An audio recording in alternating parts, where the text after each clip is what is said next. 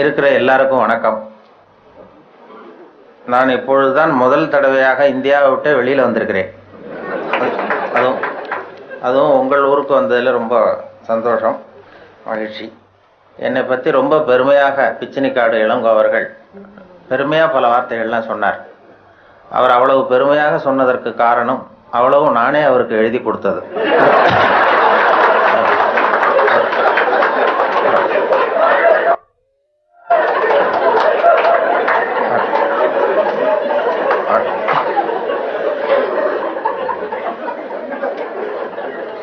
இவ்வளவு விவரமாக அவர் சொல்லுவார் என்று தெரிந்தால் இன்னும் கூட எழுதி கொடுத்திருப்பேன்.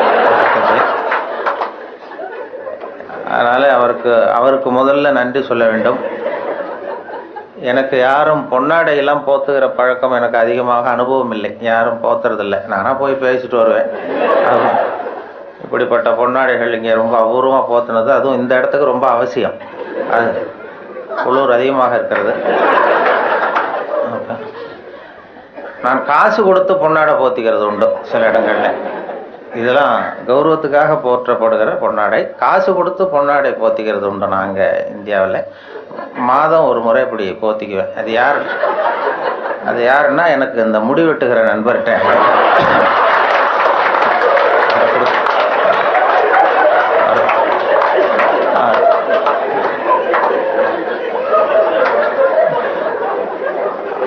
அப்படி போத்தி கொள்வது வழக்கம். அன்பழகன் அவர்கள் எனக்கு இப்போதான் பழக்கம் இந்த நிகழ்ச்சியில். எல்லாரும் ரொம்ப காலமாக அவர்கிட்ட பழக்கம். ஆனால் அவருடைய பேர் ஆல்ரெடி அவரா இவர்னு நினச்சேன். இவர் கூப்பிட்ட பிறகு அவரை பார்த்தோம். சின்ன வயசில் நான் பாலச்சந்தருடைய படங்கள் எனக்கு ரொம்ப பிடிக்கும். அவருடைய படத்தை ரொம்ப விரும்பி பார்க்கறது உண்டு. அப்போ அந்த பட்டியலில் துணை இயக்குனர் அல்லது உதவி இயக்குனர் பட்டியலில் மா அன்பழகன்னு பார்த்த ஞாபகம் எனக்கு மனசில் பதிஞ்சிருந்தது. அப்புறம் இவர் சொன்னது அதுக்கு பிறகு இந்த நிகழ்ச்சிக்கு ஒத்துக்கிட்ட பிறகு அப்புறம் பார்த்தா அவர் தான் இவர் அப்படின்னு சொன்னாங்க. அதனால் அவருடைய பேர் எனக்கு ரொம்ப அனுபவம். அப்புறம் அவரே புது செருப்பு கடிக்கும்னு ஒரு படம் எடுத்தாருங்கிறதெல்லாம் கேள்விப்பட்டேன். புது செருப்பு கடிக்கும்னு எடுத்த பிறகுதான் செருப்பு காலை மட்டும் இல்லை கையையும் கடிக்கும் அப்படிங்கிறத அவர் புரிந்து கொண்டிருப்பார்னு நினைக்கிறேன். அதுக்கு பிறகு சரி நம்ம இனிமேல் உடம்பு பூரா கடிக்கிறதுக்கு முன்னாடி வந்துருவோம் இங்கே அப்படின்னு சொல்லி இங்கே வந்துட்டார். இங்கே தான் அவர் கடிபடாமல் இருக்கிறார். நல்லா அவருடைய சிந்தனை வித்தியாசமா நான் பார்த்து அவருடைய புத்தகத்தை எப்பொழுதுமே இது மாதிரி புத்தகம் வெளியிடுன்னா அவங்க வெளியிடுற புத்தகத்தை பரீட்சைக்கு படிக்கிறது மாதிரி படிக்கிறது. அப்பதான் அதை பத்தி விவரமா தெரியும்னு சொல்லி படிச்சு வச்சுக்குவேன். அவர் புத்தகம் அது மாதிரி ஆரம்பத்துல சொன்னது மாதிரி செய்திகளை கவிதையாக்கி இருக்கிறாருன்னு சொன்னாங்களே, அது செய்திகளை கூட கவிதையாக்கல. செய்திகள் ஏற்படுத்தின உணர்வுகளை அவர் கவிதையாக்கி இருக்கிறார். செய்தி அப்படியே கவிதையாக்கிப்புள்ள. இப்போ அது மாதிரி இப்போ ஒரு இதுல எங்கேயோ ஒரு இடத்துல பவுன் கிடைக்குது, பூமியில காங்கோவிலேயே எங்கேயோ பொண்ணு கிடைக்குதுன்னு மனிதர்கள் சல்லடை போட்டு அலசுகிறார்கள்னு ஒரு செய்தி. யாரோ மண்ணுல பொண்ணு கிடைக்குது, தங்கம் இருக்குன்னதும் மனிதர்கள்லாம் போய் கும்பலா சல்லடை போட்டு சலிச்சுக்கிட்டு இருந்தாங்களாம். இது செய்தி. இதை இவர் பார்க்கும் பொழுது நானும் சலிச்சு பாக்குறேன், ஒரு மனுஷன் கூட கிடைக்கலையே அப்படிங்கிறார். அதான் அது அப்படியே செய்தி ஆக்கல. இவர் அதை தன்னுடைய உணர்வுகள், அதாவது தமிழ்ல கவிதை எழுதுறதுக்கு கொடுத்து வைக்கணும் ரொம்ப. என்ன காரணம்னா, மொழியியல் அறிஞர்கள்லாம் என்ன சொல்றாங்கன்னா, மொழியெல்லாம் தெரிஞ்சவங்க, மற்ற மொழிகளில் கவிதை இருக்கிறது, தமிழ் கவிதையாகவே இருக்கிறது அப்படின்னு சொன்னாங்க. அப்படி கவிதையாகவே இருக்கிற ஒரு மொழியில கவிதை எழுதுறதுக்கு நாமெல்லாம் கொடுத்து வைக்கணும். தமிழர்களாக பிறந்ததுக்கும் கொடுத்து வைக்கணும். ஏன்னா நம்மளை விட மற்றவர்கள் நிறைய தெரிந்து வைத்திருக்கிறார்கள் தமிழை. அந்த வெளிநாடு போனவங்கலாம் சொல்லியிருக்கிறாங்க. அந்த இது நயாகரா போய் அமெரிக்காவில் நயாகரா பார்த்தவங்க போயிட்டு பார்த்துட்டு என்கிட்ட பேசும்போது சொல்லுவாங்க, அங்கே நயாகராவில் நல்வரவுன்னு தமிழ் எழுதி வச்சிருக்கிறாங்களாம். அவங்க போய் கேட்டிருக்கிறாங்க, எதுக்கு இந்த ஊர்ல தமிழ் எழுதி வச்சிருக்கிறீங்களா? உலகத்திலேயே பெரிய அருவி இது, அதே மாதிரி உலகத்திலேயே பெரிய மொழி தமிழ், அதனால எழுதி வச்சிருக்கிறோம் அப்படின்னு சொன்னாங்க. அவங்களுக்கு தெரியுது. ஆனா நம்ம ஊர்ல இங்கிலீஷ்ல தான் எழுதி வைக்கிறோம் நம்ம. அது ஏன்னா அது இருக்கட்டும், இருந்துட்டு போட்டோம் அப்படின்னு. ஆனா அப்படி எழுதினாதான் கௌரவமா பாக்குறாங்க. அதனால அப்படி எழுத வேண்டியிருக்கு. வெளியூர்ல அதே மாதிரி சில நாடுகள்ல, ஜப்பான்ல ஒரு பல்கலைக்கழகத்துல மோட்டோ அதுதான் யாதும் ஊரே யாவரும் கேளிருங்கிறது அவங்களுடைய கொள்கையா. அது அப்படியே எழுதி வச்சிருக்கிறாங்களா, யாதும் ஊரே யாவரும் கேளிருன்னு. அதை விட சர்வேயர்னு ஒரு விண்கலம் அனுப்புனாங்க செவ்வாய் கிரகத்துக்கு. சர்வேயர் செவ்வாய் கிரகத்துல மனுஷன் இருப்பானா இல்லையான்னு சோதனை கண்டுபிடிக்கிறதுக்கு இங்க இருந்து அமெரிக்காவில இருந்து நாசாவில இருந்து விண்கலம் போச்சு. அப்போ என்னன்னா அங்க மனிதர்கள் நம்ம விட முன்னேறியவர்கள், நாகரிகத்துல பெரியவங்க எல்லாம் இருப்பாங்கன்னு ஒரு சந்தேகம் அவங்களுக்கு. அப்படி இருந்தா அவங்க எந்த மொழியில பேசுவாங்க, அவங்களுக்கு எந்த மொழி புரிஞ்சிருக்கும் அப்படிங்கறது ஒரு யூகத்துல சில பதிவு செய்யப்பட்ட பேச்சுக்களை இங்க இருந்து அனுப்பினாங்க. இதுல ஏதாவது ஒரு மொழி புரிஞ்சுக்கிட்டு அவன் ஏதாவது பதில் சிக்னல் வரும், அங்க இருக்கிறவங்க நம்ம விட மேல முன்னேறியவர்களாக இருப்பாங்கன்னு சொல்லி, அப்படி சர்வேயர்ல இங்க இருந்து விஞ்ஞானிகள், நாசா விஞ்ஞானிகள் பதிவு செய்த அனுப்பிய மொழிகள்ல தமிழும் ஒண்ணு. ஏன்னா இது புரிந்தவர்கள் அங்க யாராவது இருப்பாங்கன்னு அவங்களே எதிர்பார்த்தாங்க. ஏன்னா அவ்வளவு பழமையான மொழிங்கிறதுனால. அதே மாதிரி இயேசுவனுடைய வழிபாட்டு கொள்கைகள், 10 கட்டளைகள் அந்த ஒலிவ மலையில 10 மொழிகள்ல கல்வெட்டு மலையில பொறிக்கப்பட்டிருக்கு. அதுல தமிழ் மொழியிலும் பொறித்திருக்கிறார்கள். இப்படிலாம் கேள்விப்படும்போது அது பொறிக்க வேண்டிய இடத்துல நம்ம ஊர்ல பொறிக்கலையேங்கிறது தான் கவலை. அப்படி நிறைய கேள்விப்படுகிறோம் அதை பத்தி. அப்படிப்பட்ட தமிழ்ல கவிதை எழுதுகிறதுக்கு அவர் கொடுத்து வச்சிருக்காரு. அவருக்கும் அதை அவங்க அம்மையார் சொன்னாங்க, அவங்க எல்லாருடைய வெற்றிக்கும் ஒரு காரணம் பின்னாடி ஒரு பெண்மணி தான் பின்னாடி இருப்பாங்கன்னா அவங்க அவருடைய வெற்றிக்கு அவருடைய மனைவி தான் காரணம் அப்படின்னு சொன்னாங்க. அது வாஸ்தவம் தான். நான் என்னுடைய வெற்றிக்கு கூட என்னுடைய மனைவி தான் காரணம். ஏன்னா நான் முக்கியமான விஷயம் எழுதும் பொழுதெல்லாம் அவங்க பிறந்த வீட்டுக்கு போயிடுவாங்க. ஏதோ ஒரு வகையில எப்படியோ ஒரு வகையில உதவி பண்றதுதான், அது ஒரு உதவி தான். அதாமல் செய்யாமல் செய்கிற உதவி. அதனால அவர்களை இந்த நிலைமையிலும் நான் ரொம்ப நன்றியோடு நினைத்துக் கொள்ளுகிறேன். நான் 2 நண்பர்கள் நாங்க ஊர் சுத்தி பார்க்கறதுக்காக வந்தோம். உங்க ஊர் அழகை பார்க்கறதுக்காக வந்தவர்கள். அதே நேரத்தில் இப்படி ஒரு வாய்ப்பு, கொஞ்சம் அன்பழகன் அவர்களையும் சந்திக்கிறவர்கள். அவரும் ரொம்ப அழகானவருங்கிறது அப்புறம் தான் தெரிஞ்சது. ஊர் மட்டும் இல்லை, அவரும். அதுல என்ன பொறாமைன்னா, அவருக்கும் 60 வயசு, எனக்கும் 60 வயசு. என்னன்னா யாரும் அதனால நான் வரும்பொழுது அவர் பக்கத்துல உட்காந்துடக்கூடாதுன்னு நினைச்சுக்கிட்டே வந்தேன். ஏன்னா அவர் பக்கத்துல நான் உட்காந்தா எனக்கு ரொம்ப வயசானது மாதிரி தெரியுது. நல்ல வேலையாக என்னை தனியா கொண்டு போய் அங்க உட்கார வச்சது ரொம்ப மகிழ்ச்சி. அவர் நேற்று வரும்பொழுதே நானும் நண்பர்கள் 2 பேரோட வந்தேன். பொறியாளர் ஞானசுந்தரம் அவர்கள், தமிழகத்தினுடைய தலைமை பொறியாளராக இருந்து ஓய்வு பெற்ற வீரபத்ரன் என்கிற அண்ணாச்சி, அவர் வந்திருக்கிறார். 3 பேர் வந்தோம்.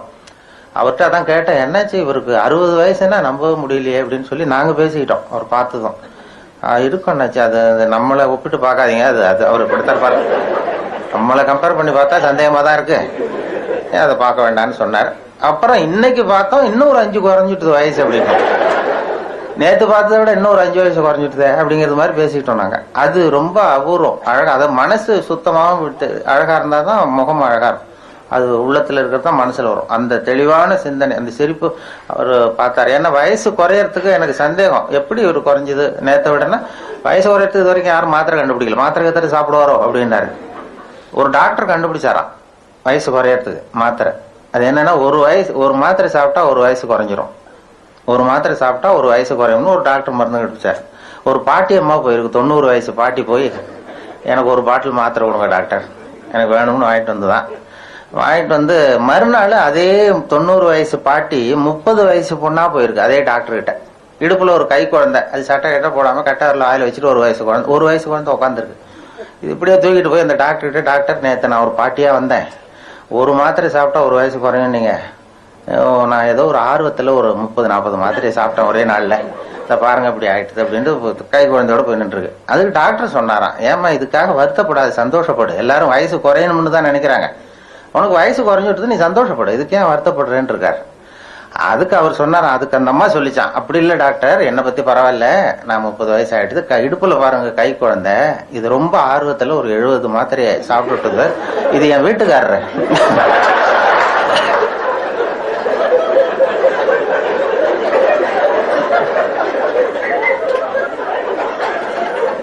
இதை நான் இப்படியே தூக்கிட்டு எங்க அலையிறது, எதையாவது மாத்திரை கொடுத்து இறக்கி விடுங்க டாக்டர், கீழே இறங்க மாட்டாங்க. அவரு இறங்க மாட்டேங்கிறாரு கீழே, அது ஏதோ கட்டவரில் வாயில வச்சுட்டு நமக்கு இதுக்கு சம்பந்தம் இல்லைங்கிறது மாதிரி ஒரு பாவம் மரியாதை மாதிரி உட்காந்துருக்காரு. எதையாவது வயசை கூட்டி இறக்கி விடுங்க டாக்டர் அப்படின்னு சொல்லி அழுத்துக்கிட்டு தான் என்ன இப்படி தூக்கி அலைய. ஏன்னா அது மாதிரி இயற்கைக்கு மாற வயசு குறைஞ்சாலும் ஆபத்து, இப்படிப்பட்ட ஆபத்தெல்லாம் வந்துடும். நான் அதுக்காக அன்பழகன் இனிமே குழந்தைய ஆயிடுவாருன்னு நான் சொல்ல. குழந்தையானா அந்த அம்மாவுக்கு அந்த நிலைமை வரும். அடுத்த முறை வரும்பொழுது ஒரு அன்பழகனை தூக்கி வச்சுக்கிட்டு கை குழந்தையா வச்சுக்கிட்டு தான் பேசணும் நாங்கள். அப்படி ஆனா வயசு எனக்கு சந்தேகமா இருக்கு, நேற்றை விட 5 குறைஞ்சதுன்னா இன்னும் கொஞ்சம் போக எப்படி ஒரு காலத்துல மண்டி போட்டு நடக்கிற அளவுக்கு வந்துருமோங்கிற பயம். ஆனா அது காரணம் அதுதான், மனசு இந்த தெளிவான சிந்தனை இதுல தெரியுது. இதை பார்த்தாவே இதுலயே எழுதியிருக்காரு சிங்கை சூடர். போய் பிச்சினிகாடு இளங்கோ ஒரு நியூஸ் போட்டிருந்திருக்கிறாரு, ஒரு விளம்பரம், திருமண விளம்பரம். உங்கள் திருமணத்தை சிங்கப்பூர்ல நிச்சயம் பண்ணுங்கள் அப்படின்னு சொல்லி ஒரு விளம்பரம் பண்ணியிருக்காரு. ஏதோ ஒரு திருமண நிலை இது. அதை பார்த்துட்டு ஒரு கவிதை ஆக்கியிருக்கிறார். திருமணத்தை நிச்சயம் பண்றது எல்லாரும் அழகு இருக்கா, இந்த வேற நல்ல பழக்க வழக்கம் இருக்கான்னு தான் பாக்குறாங்க மாப்பிள்ளைய பாக்குறதுக்கு. ஆனா திருவள்ளுவர் சொல்லியிருக்கிறாரு, அந்த நல்ல குணம் நல்ல இதெல்லாம் அதை பார்த்து பார்க்கப்படாதா? அந்த அழுக்காறு அவா வெகுளாமை, வெகுளாமை அழுக்காறு இந்த இதெல்லாம் இல்லாத மாப்பிள்ளையா பார்க்கப்படாதா? நீங்க மத்த இதெல்லாம் பாக்குறீங்களேன்னு கேட்கிறாரு இந்த விளம்பரம் பார்த்துட்டு. நல்ல விளம்பரம். அது திருமணத்தை சொர்க்கத்துல நிச்சயம், சிங்கப்பூரில் நிச்சயம் பண்ணுங்கள் அப்படின்னு சொல்லி பிச்சனிகாடு இளங்கம் இதுல போட்டிருக்காரு. இது ஒரு 30 வருஷத்துக்கு முன்னாடி இருந்ததுன்னா நானும் இங்கேயே நிச்சயம் பண்ணிருப்பேன். ரொம்ப லேட்டா என்னுடைய கண்ணில் அது பட்டது, அந்த அவரும் அவருடைய கவிதையும். அதனால ரொம்ப அவருடைய அந்த மனித நேய பண்பு அதில் தெரியுது. அந்த குழந்தை தன்மைங்கிறது இருக்கணும் மனுஷங்களுக்கு. நமக்கெல்லாம் குழந்தைத்தனம் இருக்கக்கூடாது, குழந்தை தன்மை. ஏன்னா மனிதர்கள் இயல்பா சிரிக்கிறதுக்காக பிறந்தவர்கள். அந்த இயல்பு தன்மையை நாம கட்டுப்படுத்தி வச்சுட்டோம். பல வாழ்க்கையினுடைய நெருக்கடிகள் சிரிப்புங்கிற இயல்பு தன்மையை கட்டுப்படுத்தி விட்டுது.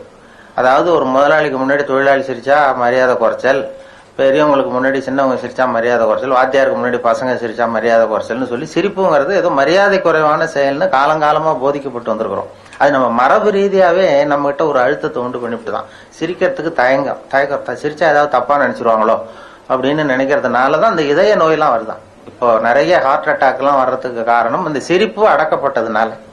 அது இயல்பு தன்மை அது வெளியில சிரிப்புக்கு ஜோக்கே தேவைப்படக்கூடாது.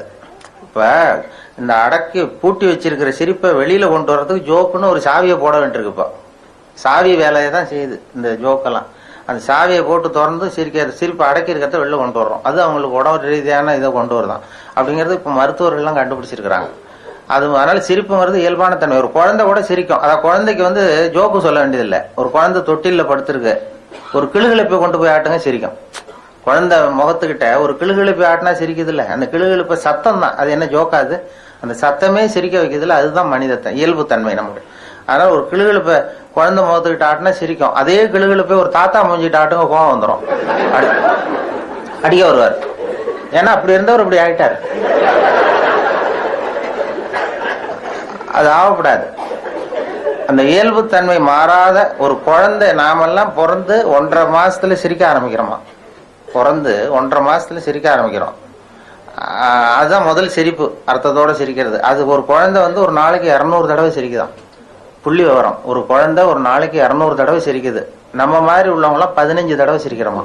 அது அப்படி. ஏன்னா வாழ்க்கையினுடைய நெருக்கடி எதையும் டென்ஷன் ஆக்கிக்கிட்டு மனசுல இறுக்கத்தை உண்டு பண்ணிக்கிட்டு அந்த 200 தடவைங்கிறது இப்ப 20-15 குறைஞ்சிட்டு. அப்படி பண்ணக்கூடாது, குறையாம வச்சுக்கணுங்கிறது தான் இப்ப மருத்துவ ஆலோசனை. வேற ஒன்றும் பெரிய சாதாரண ஆலோசனை இல்லை. மருத்துவ ரீதியாக ஹார்ட் அட்டாக் வர்றது, ஹார்ட் அட்டாக் இப்போ வராத மனிதர்கள் யாருன்னு இப்ப கண்டுபிடிச்சிருக்கிறாங்க. ஹார்ட் அட்டாக்கே வராத மனிதர்கள் யாருன்னா நரி குறவர்களுக்கு வர்றதே இல்லையா. அவங்க அது அவங்க வாழ்க்கையை லேசா எடுத்துக்குவாங்க. அதாவது அவங்க டென்ஷன் ஆகிறதே கிடையாது. நான் பார்த்துருக்கிறேன். எங்க ஊர்ல கிராமத்துல ஒரு துப்பாக்கி இருந்தது வேட்டைக்கு. நானும் ஒரு நரிக்குறம் வரும்போது 2 பேரும் போவோம் சுடுறதுக்கு. அந்த பறவை பறந்து வரும்போது சுடுவார். நான் போய் அது விழுந்தது பறவை தூக்கி அந்த பையில போட்டுக்கிறது என் வேலை. சுடுவார். சுட்டதான் அது குறி தவறாம சுட்டாலும் குதிப்பார். அவர் குறி தவறி போனாலும் குதிப்பார். எவ்வளவு அருமையா அது தப்பிச்சு போகுது பாரு அப்படின்னு. இப்ப நமக்கு என்னன்னா, ஐயோ ஒரு குண்டை வேஸ்ட் பண்ணிட்டாரு இந்த ஆள், துப்பாக்கி குண்டு ஒண்ணு வீணா போட்டுதே நான் கவலைப்படுவேன். அவங்க அந்த மனோபாவம் தான் வேணுமா வாழ்க்கையில். அதனாலதான் அவங்களுக்கு ஹார்ட் அட்டாக் வர்றதில்லை. அந்த தோல்வி கூட அவருக்கு சந்தோஷத்தை உண்டு பண்ணுது. வாழ்க்கையினுடைய நாம தோல்வினாலும் தோண்டு போறோம். அதுதான் அவங்களுக்கும். அதே மாதிரி இன்னொரு தரப்புக்கு ஹார்ட் அட்டாக் வராத இன்னொரு தரப்பு யாருன்னா பைத்தியக்காரர்களுக்கு வர்றதில்லை. பைத்தியம் முடிஞ்சவங்களுக்கு ஹார்ட் அட்டாக் இது வரைக்கும் கிடையாது. ஏன்னா அவங்களுக்கு டென்ஷன் இருக்காது, அதாவது மன இறுக்கம் கிடையாது. இப்ப நான் ஒரு நாட்டுக்கு ராஜா ஆகணும்னு நினைச்சேன்னா அது எப்படி ராஜா ஆக்குறது, யாரை ஜெயிக்கிறது, எப்படி செலவு பண்றது, எப்படி பண்றது, அப்படிலாம் திட்டம் போடுவேன். ஒரு பைத்தியக்காரன் ஆனதாவே நினைச்சிருவான். கேட்டா நான் தான் ராஜா. அவன் முயற்சி பண்ண வேண்டிய அவசியம் இல்லை, படையெடுக்க வேண்டிய அவசியம் இல்லை. அந்த அச்சீவ்மெண்ட் மனோபாவம் நமக்கு வரணும். அடைந்து விட்ட அந்த மன நிறைவு. நான் அதாவது ஆகணும்னு துடிக்கிறேன்ல, அதுதான் எனக்கு இதய உண்டு பண்ணுது. அடைந்ததாகவே நினைச்சுட்டா வராது. அந்த நிறைவு வாழ்க்கையில வேறணும். அதாவது அதுக்குதான் சொல்லுவார்கள், இப்ப ஒரு பைத்தியத்தன்மை நமக்குள்ள வேணுமா, கிட்டத்தட்ட ஒரு லேசா பைத்தியத்தன்மையோட இருந்தா ஹார்ட் அட்டாக் வராதான். அதுக்காக சட்டையை கிழிச்சிட்டு போங்கன்னு சொல்லலாம். லேசான பைத்தியத்தன்மை இருக்கணும். வாழ்க்கை எதை பார்த்தாலும் சிரிக்கிறது, சந்தோஷப்படுறது. ஒருத்தர் வர்றாரு, இப்படி வந்துட்டு இருக்காரு, படம் பிடிக்க டக்குன்னு தடுமாறி விழுந்துடுறாருன்னு வைங்க, ஹான்னு சிரிக்கிறதுல அவருக்கு கோவப்படுவார். இருந்தாலும் அதாவது நம்ம உள்ளுக்குள்ள ஒரு சந்தோஷத்தை உண்டு பண்ணணும். வெளியில போய் தூக்கினாலும், ஓடி போய் தூக்கினாலும் உள்ளுக்குள்ள சந்தோஷப்படணும். ஒரு அருமையான காட்சியை நமக்கு கொடுத்தாரு. அந்த மனோபாவம் தான் பைத்தியத்தன்மைங்கிறது. சித்த சுவாதீனத்துடன் கூடிய பைத்தியத்தன்மையுடன் வாழ கற்றுக்கொள்ளுங்கள் அப்படிங்கிறது இந்த நூற்றாண்டுக்கு தேவையான ஒரு உபதேசம். சித்த சுவாதீனத்துடன் கூடிய பைத்தியத்தன்மை அப்படின்னா, இப்ப ஒருத்தர் 8யும் 3யும் பெருக்கணும் என்னன்னு கேட்கிறாருன்னு வைங்க, 23ன்னு சொல்றாரு. அவர்கிட்ட சண்டைக்கு போகக்கூடாது. நம்ம சரி, உங்க வாத்தியார் அப்படி சொல்லி கொடுத்துருப்பாரு போல்றோம், எங்க வாத்தியார் இப்படி சொல்லி கொடுத்துருக்கா, ஒண்ணுதானே வித்தியாசம், அது என்ன பெரிய விஷயம். அந்த மனோபாவம் வேணும். அது இல்லைன்னா இருக்கும் வந்துடும் மனசுல இருக்கும். ஒரு பைத்தியத்தோட பைத்தியமா 10 வருஷம் இருந்தான் ஒருத்தன் பைத்தியக்கார ஆஸ்பத்திரியில. அவன் குணமாயிட்டான். உடனே டாக்டர்கிட்ட சார் நான் குணமாயிட்டேன், என்ன வீட்டுக்கு அனுப்புங்கன்னு கேட்டிருக்கான். அவர் சொல்லியிருக்கிறாரு, நீ 10 வருஷம் இந்த பைத்தியத்தோட பைத்தியமா, இன்னும் ஒரு 10 நாள் இரு, உன்னை சோதிச்சு பார்த்துட்டு வெளியில அனுப்பிச்சுடுறேன்னு இருந்திருக்காரு. சரின்னு சோதனை பண்ணி பார்த்தா சுத்தமா அவர் குணமாயிட்டார், பைத்தியத்தன்மை இல்லை, நல்லா ஆயிட்டார், வந்துட்டார்.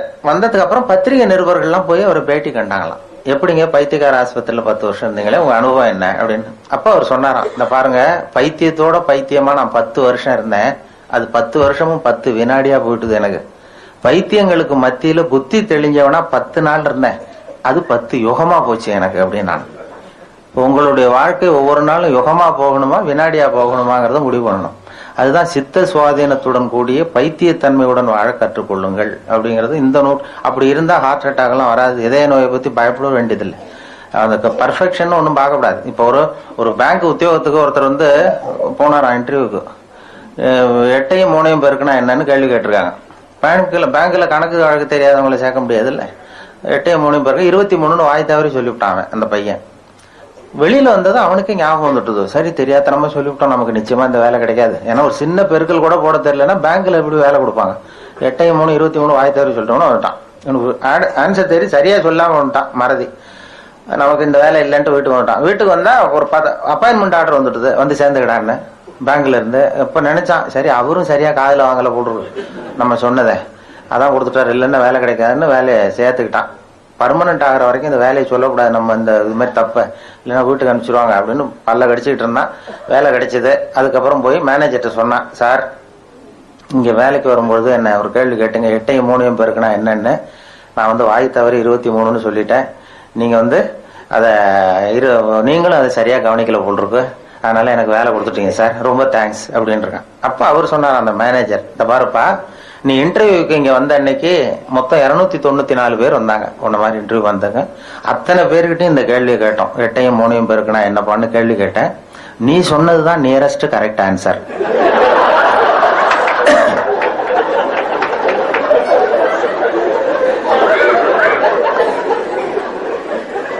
அதனால நான் ஒன்னும் தப்பா கொடுத்துள்ள, எல்லாம் விவரத்தோட தான் வேலை கொடுத்துருக்கேன் அப்படின்னு இருக்காரு. இது எதுக்குன்னா, வாழ்க்கையை சந்தோஷமா ஆக்கி கொள்ள விரும்புகிறவர்கள் நியரஸ்ட் கரெக்ட் ஆன்சர் தான் பார்க்கணும். நியரஸ்ட் கரெக்ட் ஆன்சர் பார்க்கறவங்களுக்கு ஹார்ட் அட்டாக் வராது. எதையும் துல்லியமா இருக்கணும்னு சொல்லி ஒரு இறுக்கத்தை ஏற்படுத்தி கொள்ளாதீர்கள்ங்கிறதுக்காக சொல்லப்படுகிற உபதேசம். வாழ்க்கையில பர்ஃபெக்ஷன் ஒண்ணு உலகத்துல நேரம் ஒண்ணு கிடையாது. நானே என் மனசுல ஒரு உருவத்தை போட்டுக்குவேன், அதே மாதிரி இருந்ததுன்னா பர்ஃபெக்டா இருக்குன்னு அர்த்தம். நான் போட்ட உள்ளுக்குள்ள பண்ண உருவத்துக்கு மாறா இருந்ததுன்னா அது பர்ஃபெக்ஷன் இல்லைன்னு நான் சொல்றேன். இது நானே பண்ணிக்கிற கோளாறு. உலகத்துல எது எப்படி இருக்கணுமோ அது அப்படித்தான் இருக்குது. அதனால நாம ஒரு பர்ஃபெக்ஷனை எதிர்பார்த்து இதயத்துல ஒரு நோயை உண்டு பண்ணி கொள்ள வேண்டாம். ஏன்னா இப்போ தேவைப்படுகிற அதுதான் சித்த சுவாதீனத்துடன் கூடிய பைத்தியத்தன்மையுடன் வாழ கற்றுக்கொள்ளுங்கள் அப்படிங்கிறது. அதனால இது மாதிரி புத்தகங்கள்லாம் ரொம்ப மருத்துவமனைகள்ல எல்லாம் வைக்கலாம். நல்ல புத்தகங்கள் அது மாதிரி வைக்கிறது ரொம்ப நல்லது. நேரம் எனக்கு இங்கெல்லாம் நேரம் தவறாம பேசணும்னு சொன்னாங்க. நேரம் ரொம்ப நேரம் அந்த கால தெரியல. இந்த கடிகாரம் வச்சிருந்தாலும் பரவாயில்ல, கடிகாரம் இல்லை. 20 நிமிஷமா என்னமோ எனக்கு கொடுத்தது சரியா இருக்கும்னு நினைக்கிறேன். இல்லைன்னா அது ஒரு சிக்கல். ஏன்னா வருங்காலத்துல இந்த மைக்கெல்லாம் புதுசா கண்டுபிடிக்கணும். அப்படின்னா நான் எவ்வளவு பேசணுமோ அதை இதுலயே செட் பண்ணி கொடுத்துடணும். நீங்க 25 நிமிஷம் எனக்குன்னா 25 நிமிஷம் இதுல அந்த அலாரம்லாம் செட் பண்ணது மாதிரி அப்படி ஒரு மைக் செட் பண்ணி கொடுத்துட்டா 20வது நிமிஷம் சர்ன்னு அப்படியே நிமிரணும் அந்த மைக்கு. நான் உடனே சரி இன்னும் 5 நிமிஷம் இருக்கு அப்படின்னு சொல்லி முடிச்சுக்குவேன். முடிக்கலைன்னா 25வது நிமிஷம் ஓங்கி தலையில ஒரு தட்டு. அது அப்படிதான் பண்ணணும். இல்லைன்னா கஷ்டம். ஒரு பேச்சாளர் அப்படியே பேசிக்கிட்டே இருந்தாராம். பேசிக்கிட்டே இருந்துட்டு என்ன பேசுறது அப்படியே இருந்துட்டு, நான் கடிகாரத்தை பார்க்க மறந்துட்டேன் சார், நான் நேரங்காலம் தெரியாம நான் பாட்டு பேசிட்டேன், உங்களோட நிலைமை அறியாம கடிகாரத்தை பார்க்க மறந்துட்டேன், மன்னிச்சுங்க அப்படின்னு இருக்காரு. அப்போ ஒருத்தர் எழுந்திரிச்சு சொன்னாராம், ஏயா கடிகாரத்தை தான் பார்க்க மறந்த, பின்னாடி மாட்டி இருக்கிற கேலண்டரையாவது பார்க்கப்படாதா?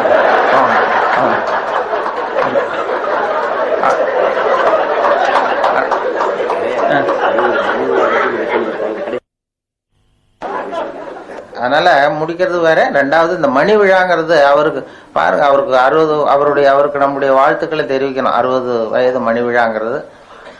அப்போ அதான் எனக்கும் இப்போதான் மணி விழாலாம் ஒன்றும் கொண்டாடல. அது வந்து முக்கியமான இது, நல்ல சாதனைகள். நமக்கெல்லாம் சோர்ந்து போடுது, இதுக்கு மேல 60 வயசுக்கு மேல என்னப்பா பெரிய வாழ்க்கை அப்படிங்கிற மாதிரி வரப்பட. அது நல்ல ஒரு மற்றவர்களுக்கு வழிகாட்டியாக இருந்து இதை செய்யறார். நான் வந்து அவரை பற்றி முன்னாடி தெரியாத தவிர பிறகு நிறைய தெரிந்து கொண்டேன். அவருடைய புத்தகத்திலிருந்தும் அவருடைய இதெல்லாம் பார்த்து தெரிஞ்சுக்கிட்டேன். அதனால அவருடைய புத்தகங்கள் ரொம்ப இதா இருக்கு. மணி விழா அவங்களுக்கு ரொம்ப நம்முடைய வாழ்த்துக்களையும் தெரிவிச்சுக்கணும். ரொம்ப இதுல நம்ம எல்லாருடைய நல்வாழ்த்துக்களையும் அவருக்கு தெரிவித்துக் கொள்வோம். அடுத்தது வந்து இன்னொரு 20 வருஷம் கழிச்சு 80வது விழாவில் ஒருத்தரும் கூப்பிட்டாருன்னா நானும் வருகிறேன். அப்போ இதை விட இன்னொரு 10 வயசு குறைஞ்சிருப்பார் தோற்றத்துல. அவருக்கும் என்னுடைய நன்றியை தெரிவித்துக் கொள்கிறேன். எல்லாருக்கும் வணக்கம், நன்றி. ஒரு ராஜா ஊரெல்லாம் சுத்தி பார்த்துட்டு வரலாம்னு ஒரு நாள் புறப்பட்டு போனார். ஒரு இடத்துல தறி நெசவு வேலை ரொம்ப மும்முரமா நடந்துகிட்டு இருந்தது. ஒரு பெரியவர் தறியால நெசவு வேலை செஞ்சுக்கிட்டு இருந்தார். பக்கத்துல ஒரு அழகான பொண்ணு உட்காந்து நூலை சுத்திக்கிட்டு இருக்குது. ராஜா அந்த பெரியவரை பார்த்து யார் இந்த பொண்ணுன்னு விசாரிச்சார். ராஜா அப்படி கேட்டதும் அவருக்கு ரொம்ப பெருமையா போயிட்டுது. ஏன்னா உட்கார்ந்து இருந்தது அவரோட மகள். அரசே, இது என்னுடைய மகள், இவ வேகமா நூல் தெரிக்கக்கூடியவள், வைக்கோல் எடுத்து இவ தெரிச்சா கூட அதெல்லாம் பவுனிழையா வெளியில வரும் அப்படின்னு ஒரு ராசி இவளுக்கு அப்படின்னு ரொம்ப பெருமையா ராஜா கிட்ட சொன்னார். ராஜா இதை கேட்டதும் அசந்துட்டார். அப்படியா, இவ்வளவு அழகும் சாமர்த்தியமும் உள்ள இந்த பொண்ணு என்னோட வரட்டுமே, இவளை என் மருமகளா ஆக்கிக்கிறேன் அப்படின்னார் ராஜா. அந்த பெரியவருக்கு ஒன்றும் புரியல. ஏதோ கொஞ்சம் பெருமையா சொல்ல போவோ அது இப்படி ஆயிட்டுதே அப்படின்னு கவலைப்பட்டார். இருந்தாலும் ராஜா பேச்ச தட்ட முடியுமா, மகளை அனுப்பி வச்சுட்டார். ராஜா அந்த பொண்ணை அரண்மனைக்கு அழைச்சிட்டு வந்தாரு. அங்க ஒரு அறையில வச்சு பூட்டி விட்டார். அந்த ரூம் நிறைய வைக்கோலை கொண்டாந்து போட்டு அடைச்சாங்க. 3 ராட்டைகள் வேற வச்சிருந்தாங்க. நாளைக்கு பொழுது விடியறதுக்குள்ள நீ இந்த வைக்கோலை எல்லாம் தங்க இழைகளா மாத்தி காட்டணும். நாளைக்கு காலம்பரம் வந்து நான் இந்த அறை கதவை திறப்பேன். உன் தகப்பன் சொன்னது மாதிரி எல்லாம் தங்கமா மாறி இருக்கணும், இல்லைன்னா நீ உயிர் தப்ப முடியாது அப்படின்னு உத்தரவு போட்டார். பாவம் அந்த பொண்ணு என்ன பண்ணும், பகல் பூரா அழுதுகிட்டே உட்காந்துருக்குது. ராத்திரி பூராவும் தூக்கம் வரல. மறுநாள் அதிகாலை நேரத்துல யாரோ கதவை தட்டுற சத்தம் கேட்டுது. பயந்துகிட்டே கதவை திறக்கிறா. திறந்து பார்த்தா வெளியில 3 அவலட்சணமான பெண்கள். ஒருத்திக்கு வந்து கால் அகலமா முறை மாதிரி இருக்கு, இன்னொருத்திக்கு கட்டை விரல் கரண்டி மாதிரி பெருசா இருக்குது, 3வது பொண்ணுக்கு உதடு தடிச்சு ரப்பர் மாதிரி தொங்கிட்டு இருக்கு. யார் நீங்க, உங்களுக்கு என்ன வேணும் அப்படின்னு கேக்குது இந்த பொண்ணு. நாங்க உங்களுக்கு உதவி செய்யறதுக்கு தான் வந்திருக்கிறோம் அப்படின்னு சொல்லி உள்ள வந்தாங்க, உட்கார்ந்தாங்க. கொஞ்ச நேரத்துக்குள்ள உள்ள இருந்த வைக்கோலை எல்லாம் தங்க இழைகளா மாத்தி கொடுத்துட்டு போயிட்டாங்க.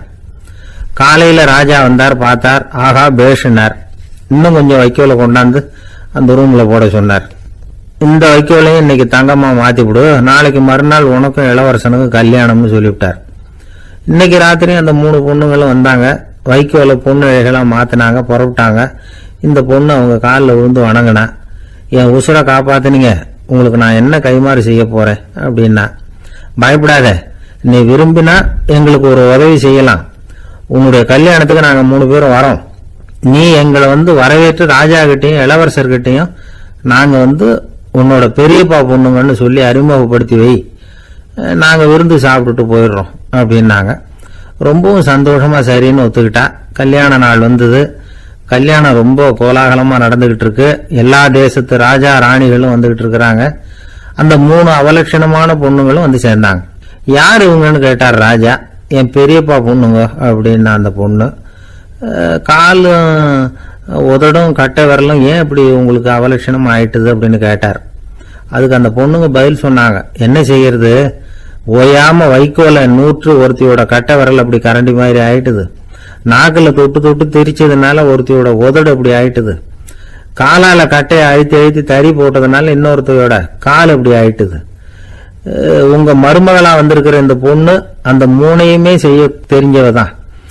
என்ன ஆக போகுதோ இன்னும் கொஞ்ச நாள்ல அப்படின்னாங்க. அவ்வளவுதான், ராஜா பயந்துட்டார். அம்மா, இன்னையிலிருந்து நீ இளவரசனின் மனைவி, நீ எப்பவும் அழகா இருக்கணும், அதனால நீ இனிமே வைக்கோலை திரிக்கவே கூடாது அப்படின்னு உத்தரவு போட்டார். அவளை இக்கட்டான சூழ்நிலையிலிருந்து காப்பாத்தின அந்த 3 பொண்ணுங்களும் சந்தோஷமா திரும்பி போயிட்டாங்களாம். சுவாமி சின்மயானந்தர் இந்த கதையை சொல்லி இருக்கிறார். தன்னலம் மறந்து சுயலாபத்தை தியாகம் செய்யறது வைக்கோல்ல இருந்து தங்க இழைய நூக்கிறது மாதிரி அப்படிங்கிறார் அவர். அது இருக்கட்டும், இப்ப நம்ம கதைக்கு வருவோம். ஒரு ராஜா தன்னோட மகனுக்கு சுயவரம் நடத்தினார். எல்லா தேசத்தில இருந்தும் ராஜகுமாரர்கள் வந்திருந்தாங்க. ராஜகுமாரிய கல்யாணம் பண்ணிக்கலாம்ங்கிற ஆசையில சுயம்பர மண்டபத்திலிருந்து எல்லா ராஜகுமாரர்களும் அலறி அடிச்சுக்கிட்டு வெளியில ஓடி வந்துட்டு இருக்கிறாங்களாம். ஏன் இப்படி எல்லாரும் மிரண்டு போய் ஓடி வர்றாங்கன்னு கேட்டார் ஒருத்தர். அதுக்கு இன்னொருத்தர் விவரம் சொன்னார். ராஜகுமாரியை இன்னைக்குதான் அவங்க நேர்ல பார்த்தாங்களாம், அதுதான் அப்படி ஓடி வந்துட்டு இருக்கிறாங்க அப்படின்னார். காசி மாநகரத்தை பிரம்மதத்தன் அப்படிங்கிற ராஜா ஆட்சி பண்ணிட்டு வந்தார். அவர் ஒவ்வொரு வருஷமும் ஒரு திருவிழா நடத்துறது வழக்கம். எல்லா தேசத்திலிருந்தும் எல்லா வகையான ஜனங்களும் அதுல கலந்துக்குவாங்க. ஒரு சமயம் அது மாதிரி விழா நடந்துகிட்டு இருந்தது. வைகுண்டத்திலிருந்து தேவலோகத்திலிருந்து நிறைய தேவகுமாரர்கள்லாம் காசி நகருக்கு அப்போ வந்திருந்தாங்க. அதுல முக்கியமா ஒரு 4 தேவகுமாரர்கள், அந்த 4 பேரையும் சுத்தி ஏகப்பட்ட கூட்டம். அப்படி என்ன விசேஷம் அவங்க கிட்ட அப்படின்னா, மற்றவங்களை விட அவங்க முகம் அழகா இருந்ததா அப்படி பார்த்தா அப்படியும் இல்லை. அவங்க அணிஞ்சிருந்த மலர் மாலைகள் தான் அதுக்கு காரணமா. அந்த மலர்கள்ல இருந்து அப்படி ஒரு அபூர்வமான நறுமணம். இதுக்கு முன்னாடி இப்படி ஒரு நறுமணத்தை அந்த ஊர் ஜனங்க அனுபவிச்சதே இல்லை. அதுதான் அந்த 4 பேரையும் சுத்தி கூட்டம். எல்லாரும் கேள்வி கேட்க ஆரம்பிச்சாங்க. உடனே அந்த 4 தேவகுமாரர்களும் எல்லாருக்கும் தெரியும்படியா வானத்துல எழும்பி கொஞ்சம் உயரமா நின்றுகிட்டாங்க. கீழே நின்றுகிட்டு இருந்த அரசன்ல இருந்து ஆண்டி வரைக்கும் ஒருத்தர் பாக்கி இல்லாம ஒரே குரல்ல எல்லாரும் அவங்கள பார்த்து, எங்களுக்கும் இது மாதிரி மாலையை போட்டுக்கணும்னு ஆசையா இருக்கு, அதுக்கு நீங்க தான் அருள் பண்ணணும் அப்படின்னு கேட்டுக்கிட்டாங்க. மாலை போட்டுக்கிறதுன்னா எல்லாருக்கும் ஆசையா தானே இருக்கும். அந்த 4 தேவகுமாரர்கள்ல ஒருத்தர் புத்தர் பிரான். அவர் சொன்னார், பூலோகவாசிகளே, நான் சொல்றத கொஞ்சம் பொறுமையா கேளுங்க. கக்காரு அப்படிங்கிற கற்பக விருஷத்தின் மலர்களால தொடுக்கப்பட்டது இந்த மாலை. இதுக்கு நிறைய சக்தி உண்டு. எந்த காலமும் இது வாடாது, வாசனையும் குறையாது. ஆனா இத அணிந்து கொள்றதுக்கு சில தகுதிகள் தேவை அப்படின்னார். என்ன தகுதி அது சொல்லுங்களேன் அப்படின்னு ஏக காலத்துல எல்லாரும் சத்தம் போட்டாங்க. தீய இயல்புகள் உள்ளவங்க, இழிந்த சிந்தனை, இழிந்த செயல் உள்ளவங்க இந்த மாலையை அணிய முடியாது அப்படின்னார். அவ்வளவுதான். கூட்டத்துல சத்தம் போட்டவங்க எல்லாம் மெதுவா அப்படி அடங்க ஆரம்பிச்சிட்டாங்க. இன்னொரு தேவகுமாரன் சொன்னார், அடுத்தவங்க பொருளை அபகரிக்காதவன், அடுத்தவங்களுக்கு கெடுதல் பண்ணக்கூடிய பொய் பேசாதவன், பேராசையினால கெட்ட வழியில பொருள் ஈட்ட நினைக்காதவன் இந்த மாலையை போட்டுக்கலாம் அப்படின்னார். கூட்டத்திலிருந்து யாரும் முன்னுக்கு வரல. ஒரே ஒரு ராஜகுரு மட்டும் கொஞ்சம் முன்னாடி வந்தார். பெரியவர், படிச்சவர் அவரு. எனக்கு தகுதி இருக்குது அந்த மாலையை போட்டுக்கிறதுக்கு அப்படின்னார். வேற ஒண்ணும் இல்ல, பொய் சொல்லியாவது அந்த மாலையை வாங்கிக்குவோமே அப்படின்னு முடிவு பண்ணிட்டார் அவர். அவ்வளவுதான், மாலையை வாங்கிட்டார். அடுத்த தேவகுமாரன் பேசினார். யாருக்கு திடமான அறிவும் மனமும் இருக்குதோ, யாருக்கு நல்ல காரியங்கள்ல அசையாத ஈடுபாடு இருக்குதோ, நல்ல அரிய பொருள்களை தனியா தான் மட்டும் அனுபவிக்க விரும்பாதவர் யாரோ அவரு முன்னாடி இந்த மாலையை வாங்கிக்கலாம் அப்படின்னார். அந்த தகுதியும் எனக்கு இருக்குன்னார் ராஜகுரு. மாலையை வாங்கி போட்டுக்கிட்டார். இன்னொரு ராஜகுமாரன் பேச ஆரம்பிச்சார். அறநெறியில செல்வம் சேர்க்கணும், ஆடம்பர பொருள்களுக்கு அடிமையாகக்கூடாது, வெற்றி அடைஞ்சாலும் கர்வம் வரக்கூடாது, அப்படிப்பட்டவங்க இந்த மாலையை போட்டுக்கலாம்னார். துணிஞ்சு போய் சொல்லி அதையும் வாங்கி கழுத்துல போட்டுக்கிட்டார் இந்த ராஜகுரு. இன்னொரு ராஜகுமாரன் சொன்னார், சான்றோர்களை நிந்திக்காதவங்க, புறம் பேசாதவங்க இந்த மாலையை போட்டுக்கலாம்னார். அதையும் வாங்கி போட்டுக்கிட்டார். திருவிழா முடிஞ்சது, எல்லாரும் திரும்பி போயிட்டாங்க. மறுநாள் ராஜகுரு 4 மாலைகளையும் போட்டுக்கிட்டு ராஜசபைக்கு வரார். வந்தவர் ரொம்ப அவஸ்தையோட வர்றார். மாலையெல்லாம் வாடி போயிட்டுது, வாசனை எதுவும் கிடையாது. அது மட்டும் இல்ல, அவருக்கு கடுமையான தலைவலி வேற வந்துட்டுது. துடிச்சு போயிட்டார். மாலையை கழட்டவும் முடியல. ஜனங்கள்லாம் அவரை பார்த்து சிரிக்க ஆரம்பிச்சுட்டாங்க. என்னத்துக்கு ஆசைப்படணும், ஏன் இப்படி கஷ்டப்படணும் அப்படின்னு. ராஜா பார்த்தார். மறுபடியும் விழாவுக்கு ஏற்பாடு பண்ணினார். தேவகுமாரர்கள்லாம் வந்தாங்க. ராஜகுரு வந்தார். மக்கள் முன்னிலையில அவங்க காலில் விழுந்தார், மன்னிப்பு கேட்டுக்கிட்டார். இந்த மாலையை போட்டுக்கிற தகுதி எனக்கு இல்லை, தகுதி இல்லாத ஒருத்தன் தகாத தகுதியை பொய் மூலம் பெறணும்னு ஆசைப்படுறாங்களே, அவங்களுக்கெல்லாம் என்னுடைய தண்டனை ஒரு எச்சரிக்கையா இருக்கட்டும்னார். அதுக்கப்புறம் தேவகுமாரர்கள் அவர் கழுத்தில் இருக்கிற மாலையை கழட்டினாங்களாம். அந்த மாலைகளும் பழையபடி மனம் கொடுக்க ஆரம்பிச்சுட்டு தான். இதுல இருந்து நாம தெரிஞ்சுக்க வேண்டியது என்னன்னா, நமக்கு தகுதி இல்லாத ஒரு கௌரவம் நம்ம கிட்ட தானா வந்தா கூட அதை தவிர்த்து விடுறதுதான் நல்லது.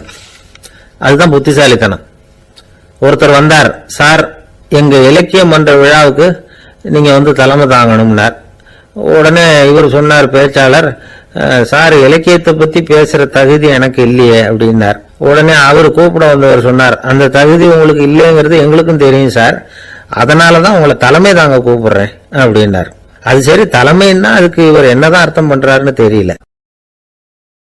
ஒரே ஒரு ஊர்ல ஒரு ராஜா இருந்தார். அவர் பேர்ல மக்களுக்கு ரொம்ப மரியாதை. அவ்வளவு நல்லா ஆட்சி புரிஞ்சுக்கிட்டு வந்தார்.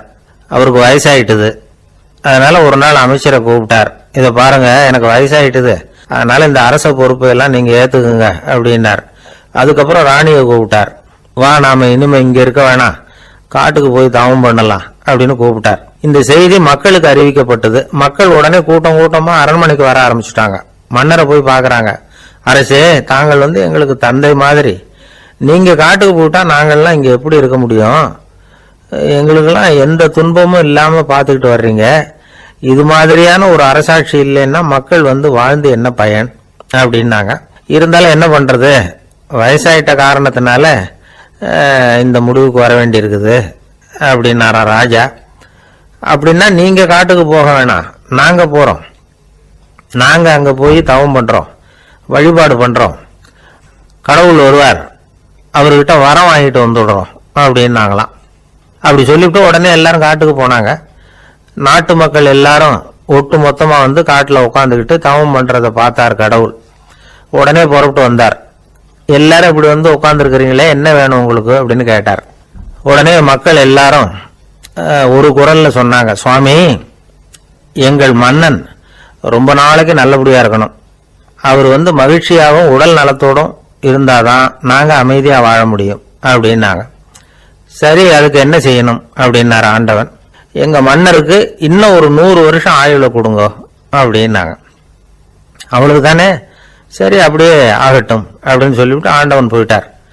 மக்கள் மகிழ்ச்சியோட திரும்பி வந்தாங்க.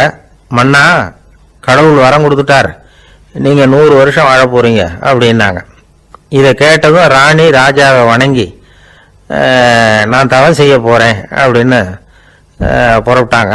உடனே மக்கள் என்ன நினைச்சாங்க தெரியுமா, ஐயோ, நாம ராஜாவுக்கு மட்டும்தானே நீண்ட ஆயுள் வேணும்னு வரம் வாங்கணும், ராணிக்கு வாங்கலையே, அதுதான் கோபத்துல புறப்பட்டாங்க போல இருக்கு அப்படின்னு நினைச்சு வருத்தப்பட்டாங்க.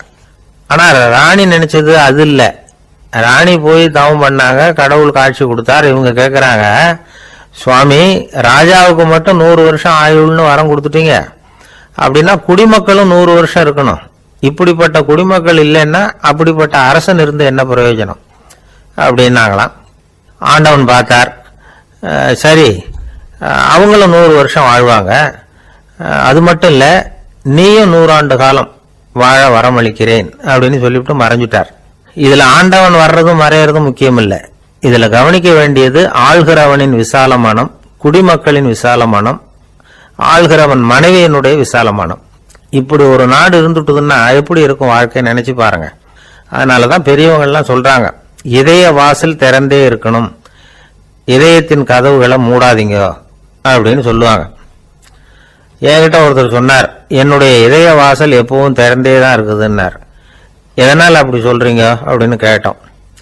டாக்டரே சொல்லிவிட்டார், என்னுடைய இதயத்துல ஒரு ஓட்டை இருக்குது அப்படின்னு, வாழ்வு சரியில்லையா அப்படிங்கிறார். ஒருத்தன் அழுதுகிட்டு உட்காந்துருந்தான். பிச்சை எடுத்து சாப்பிடுற ஒருத்தன் அந்த பக்கமா வந்தான். இவனை பார்த்தான். ஏன் அழுதுகிட்டு உட்காந்துருக்கிற, என்னாச்சு உனக்கு அப்படின்னு கேட்டான். அதுக்கு இவன் சொன்னா, என்கிட்ட ஒண்ணுமே இல்லை, நான் இந்த உலகத்துல இருந்து என்ன பிரயோஜனம், அதனால தான் அழுதுகிட்டு இருக்கிறேன் அப்படின்னா. உன்கிட்ட மறைஞ்சிருக்கிற புதையல் என் கண்ணுக்கு நல்லா தெரியுது, அது உனக்கு புரியல, அதனால தான் அழுதுகிட்டு இருக்கிற அப்படின்னா. என்னது புதையல் இருக்குதா, உன் கண்ணுக்கு தெரியுதா அப்படின்னு கேட்டான். ஆமாம் எனக்கு தெரியுது, அந்த புதையலை நீ விற்கிறதுக்கு தயாராக இருக்கிறியா அப்படின்னு கேட்டான் இவன். இதை கேட்டதும் அந்த இளைஞனுக்கு ரொம்ப ஆச்சரியமாக போச்சு. என்னது இப்படி கேட்குறானே அப்படின்னு. என்கிட்ட ஒரு காசு கூட இல்லையே, அப்படி இருக்கிறப்போ புதையல் எங்கேருந்து வந்தது அப்படின்னா. இந்த நேரத்தில் அந்த பிச்சைக்காரன் சிரித்தான்.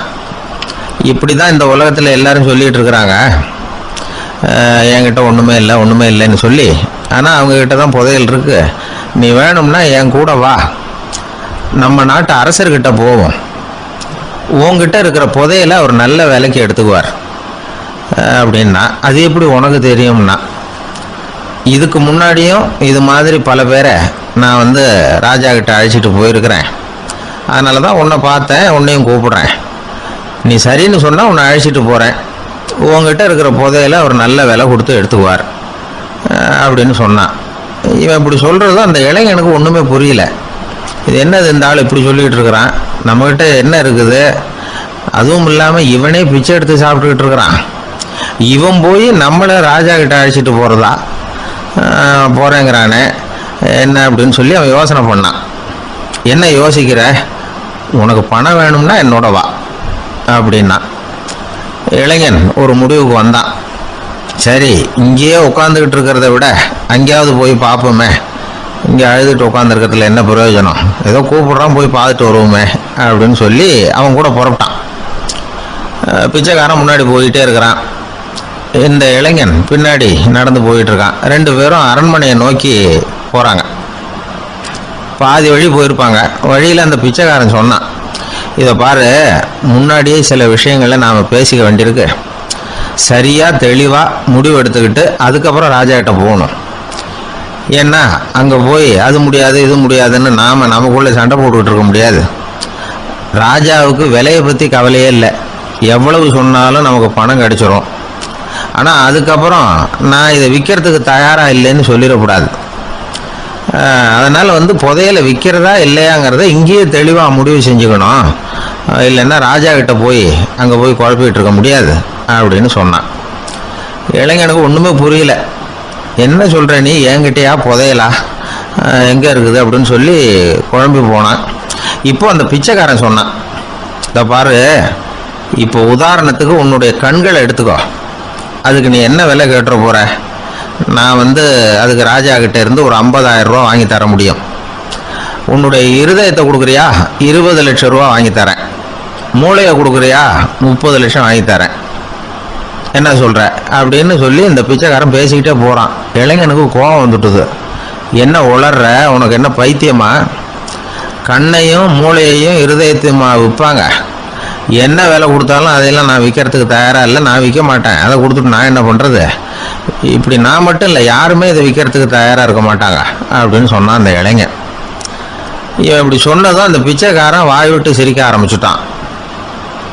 இப்போ பைத்தியமானது நானா நீயா, லட்சக்கணக்கான கோடிக்கணக்கான ரூபாய் பொறுமானம் உள்ள பொருள்களை உங்ககிட்டயே வச்சுக்கிட்டு விற்க முடியாதுன்னு சொல்கிற நீ தான் ஏழை, என்கிட்ட ஒன்றுமே இல்லைன்னு மரத்தடியில் உட்காந்து அழுதுகிட்டு இருக்கிறியே அப்படின்னு சொன்னான். இன்னைக்கு பார்த்தீங்கன்னா பல பேர் தன்கிட்ட புதைஞ்சிருக்கிற ஆற்றலை புரிஞ்சிக்க முடியாமல் அவதிப்பட்டுக்கிட்டு இருக்கிறாங்க. நம்மக்கிட்ட என்ன இருக்குங்கிறது அவங்களுக்கு தெரியறதில்ல, அதனால தான் என்கிட்ட ஒன்றுமே இல்லைன்னு சொல்லி அழுதுகிட்டு இருக்கிறாங்க.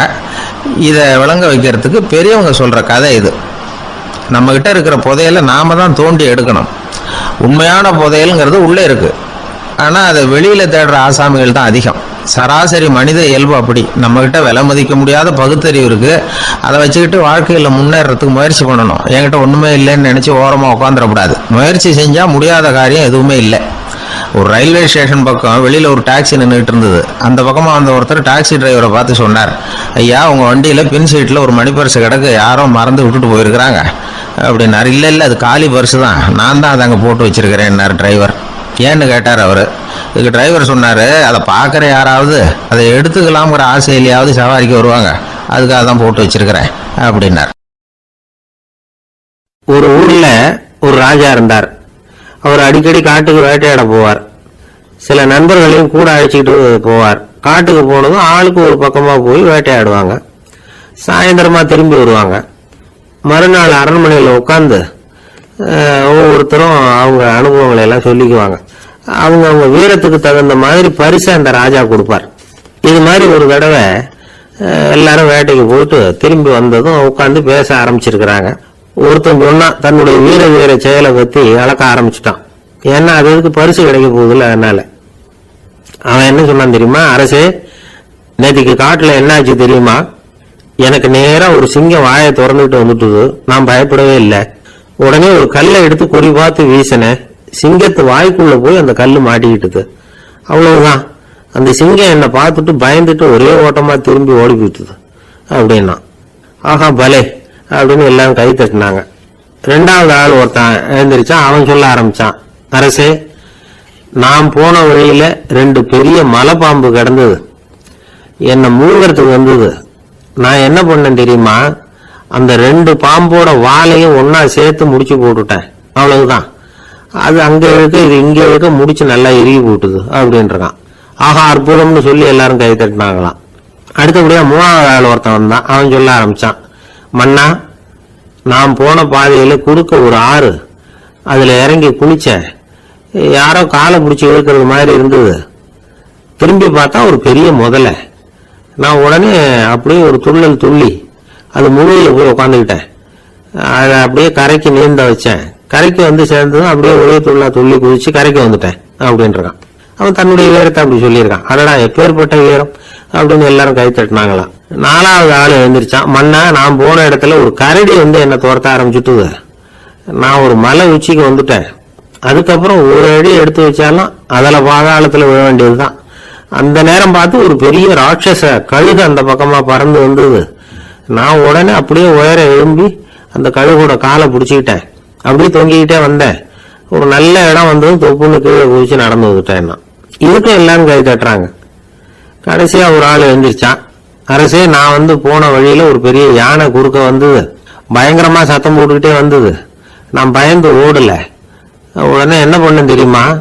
அந்த யானையோட வாலை பிடிச்சி தூக்கினேன். தலைக்கு மேல தூக்கி கரன்னு சுத்தினேன். வேகமா சுத்தி வீசி எறிஞ்சேன். அவ்வளவுதான். அதே ஸ்பீட்ல அந்த யானை மேல போக ஆரம்பிச்சுட்டுது. இன்னும் கூட அது போய்கிட்டே தான் இருக்கு, கீழே விழவே இல்லைன்னா. இதை கேட்டதும் ராஜாவுக்கு கோபம் வந்துட்டுது. என்ன முட்டாள்னு நினைச்சுக்கிட்டு பேசுறியா?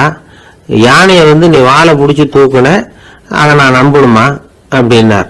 உடனே இவன் பணிவா பதில் சொன்னான், அரசே, ஒரு சிங்கத்து வாயில கல்லு மாட்டிக்கிட்டத நம்புறீங்க, மலைப்பாம்பு வாழை பிடிச்சி முடிச்சு போட்டதை நம்புறீங்க, முதல்ல முதுகுல சவாரி பண்ணதையும் நம்புறீங்க, கழுகு காலை பிடிச்சிக்கிட்டு பறக்கிறதையும் நம்புறீங்க. அப்படி நம்புறப்ப நான் சொன்னதை மட்டும் நம்பக்கூடாதா அப்படின்னு கேட்டானாம். பொய் சொன்னவங்க எல்லாம் தலையை தொங்க போட்டுக்கிட்டாங்களாம். ராஜா அவங்கள பார்த்து சொன்னாராம், நீங்க எல்லாரும் என்ன முட்டாளாக்கி இருக்கிறீங்க.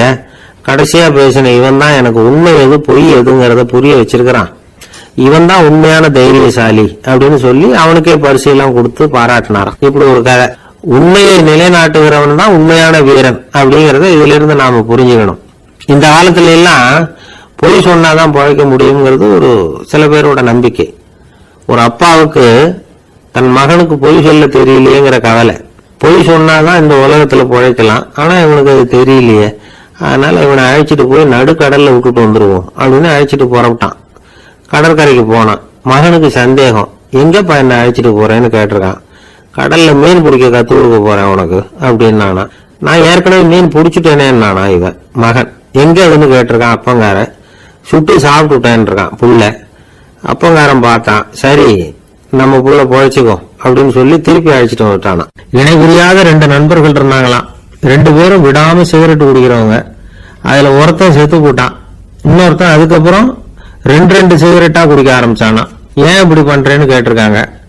நான் ஒரு சிகரெட்டு தான் குடிக்கிறேன், செத்து போன என்னுடைய ஃப்ரெண்ட் இருக்கானே செத்து போனவன், அவனுக்காக இன்னொரு சிகரெட்டு குடிக்கிறேன் அப்படின்னு நானா. இது ரொம்ப ஆபத்து, விட்டுடு அப்படின்னு சொல்லியிருக்காங்க. சரின்னு ஒத்துக்கிட்டான். ஆனா அதுக்கப்புறமும் ஒரு சிகரெட் வேகமா குடிச்சுக்கிட்டே இருந்தான். சிகரெட் பழக்கத்தை நீ இன்னும் விடலையான்னு கேட்டாங்களாம். அந்த பழக்கத்தை நான் எப்போ விட்டுட்டேன், இப்ப நான் குடிக்கிறது என் ஃப்ரெண்டுக்காக அப்படின்னு நானா. இவங்க எல்லாம் எப்படி திருந்துறது? அளவுக்கு மிஞ்சினால் அமிர்தமும் நஞ்சு அப்படின்னு சொல்லுவாங்க. அது உண்மைதான். ஒருத்தருக்கு அளவுக்கு மீறிய புகழ் வந்துட்டுதுன்னு வச்சுங்க, அது கூட ஆபத்தா போயிடுறது உண்டு.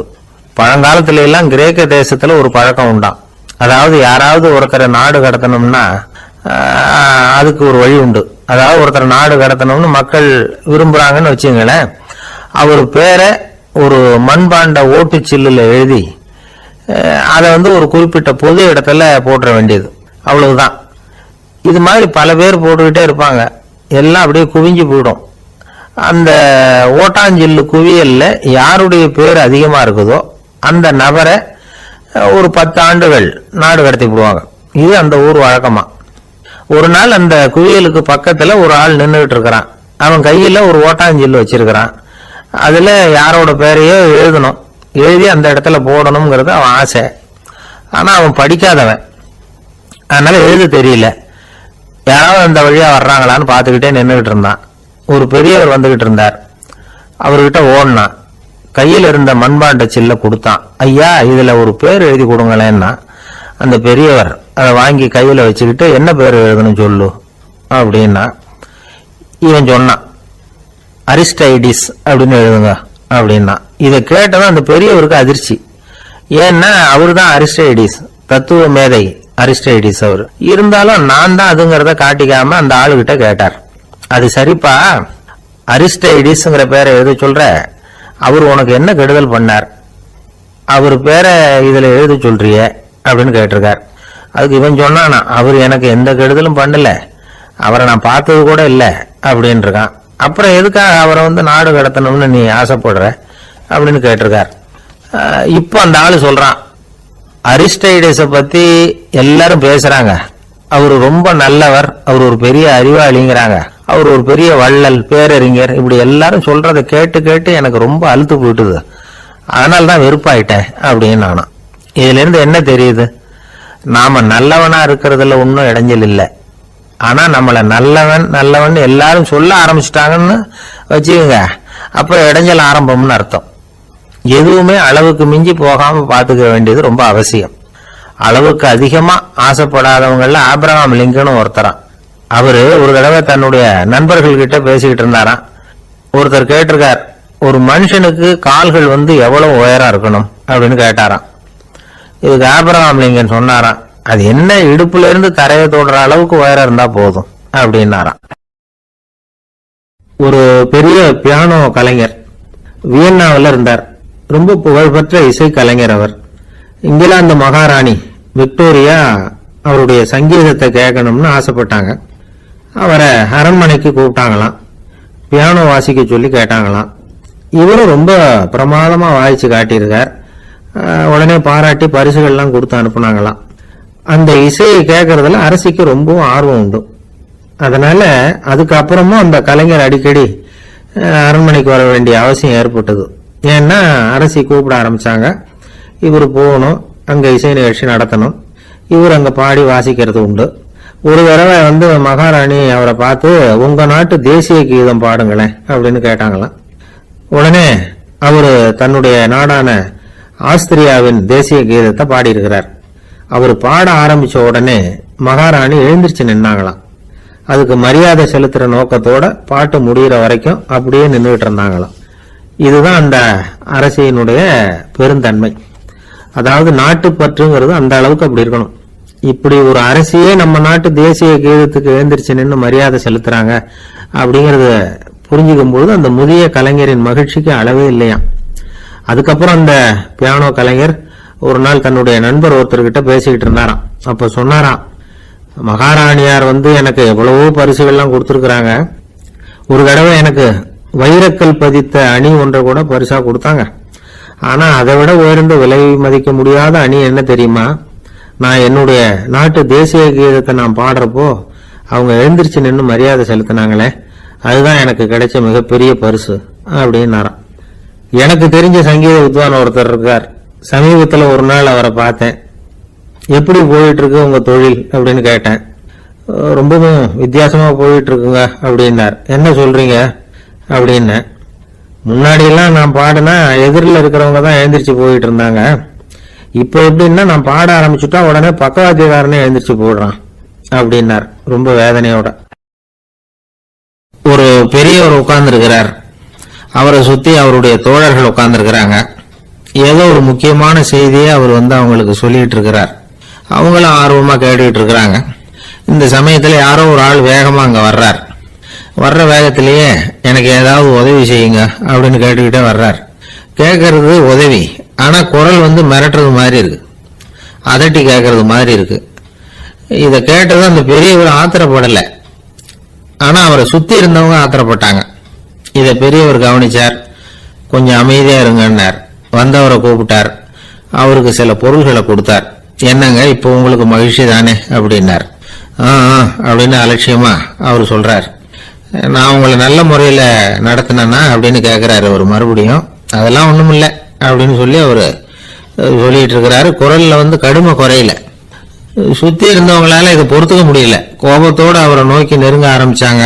பெரியவர் அவங்களை எல்லாம் தடுத்து நிறுத்தினார். வந்தவரை வாங்க என்னோட அப்படின்னு சொல்லி அழைச்சிட்டு போனார். வீட்டுக்கு போனார். அங்க போனதும் இன்னும் சில பொருள்களை எடுத்து அவர்கிட்ட கொடுத்தார். இப்ப திருப்தி தானே, நான் உங்ககிட்ட நல்ல முறையில நடந்துகிட்டேனா அப்படின்னார். அவர் முகம் இப்பதான் கொஞ்சம் மலர்ந்தது. ரொம்ப நன்றி, இறைவன் உங்க குடும்பத்துக்கு எல்லா நன்மைகளையும் செய்வான் அப்படின்னு சொன்னார். இதே வார்த்தைகளை என்னுடைய தோழர்கள்கிட்டே சொல்லிட்டீங்கன்னா அவங்க கோபம் தணிஞ்சிரும், வர முடியுமான்னார். கண்டிப்பா வர்றேன் அப்படின்னாரு. மறுநாள் காலையில அந்த இடத்துக்கு வந்தார். அதே மாதிரி சொல்லிவிட்டு அவர் போயிட்டார். தோழர்கள்லாம் ரொம்ப வியப்போட பெரியவரை பார்த்தாங்க. அந்த பெரியவர் தான் நபிகள் நாயகம். அவர் சொன்னார், ஒருத்தன் ரொம்ப ஆசையா ஒரு ஒட்டகத்தை வளர்த்துக்கிட்டு வந்தான். ஒரு நாள் அந்த ஒட்டகம் கயத்தை அறுத்துக்கிட்டு ஓடி போயிட்டுது.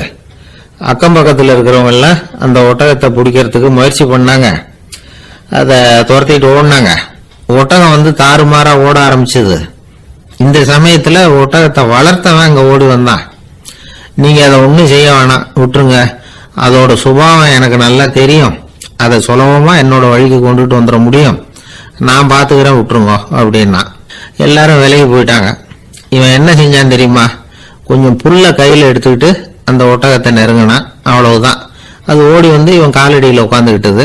செல்லமா அதை அப்படியே தடவி கொடுத்தான். முதுகில ஏறி உட்காந்துக்கிட்டான். அது பாட்டுக்கு சாதுவா நடந்து போகுது. இந்த கதையை நபிகள் நாயகம் தம்முடைய தோழர்களுக்கு சொல்றார். ஒட்டகத்தை மட்டும் இல்ல, சில மனிதர்களையும் கூட சில விதத்துல அணுகிதான் அவர்களை சீர்திருத்த வேண்டியிருக்குது அப்படிங்கறத அவங்களுக்கு உணர்த்தினார். இது ஒரு அழகான உளவியல் அணுகுமுறை. சில குடும்ப தலைவர்கள் கூட இந்த ஒட்டகம் மாதிரி நடந்துகிறது உண்டு, அப்புறம் அடங்கி போறதும் உண்டு.